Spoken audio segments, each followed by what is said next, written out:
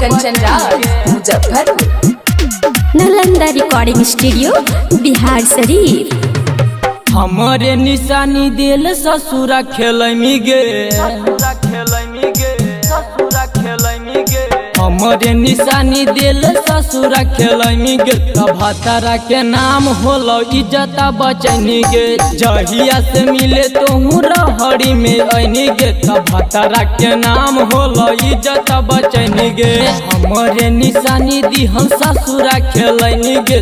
भतारा के नाम होलो इज्जता बचनी गे।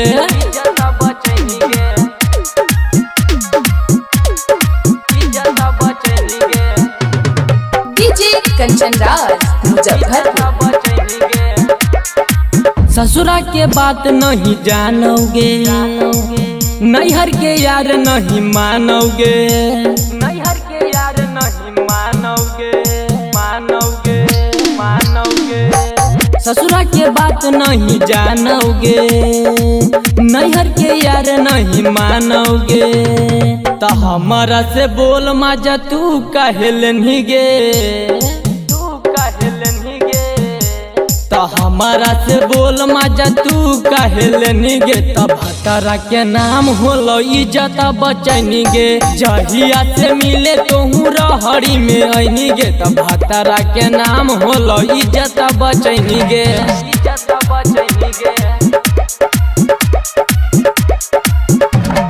डीजे कंचन राज मुजफ्फरपुर। इज्जता बचनी गे। राइटर राजेश लाल कहोगे, हमरे ता दिल सब रहोगे, हमरे ता दिल सब रहोगे।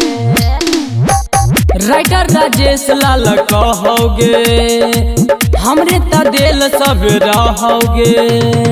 आज तल बेला के न मामा बचनी गे, न मामा बचनी गे।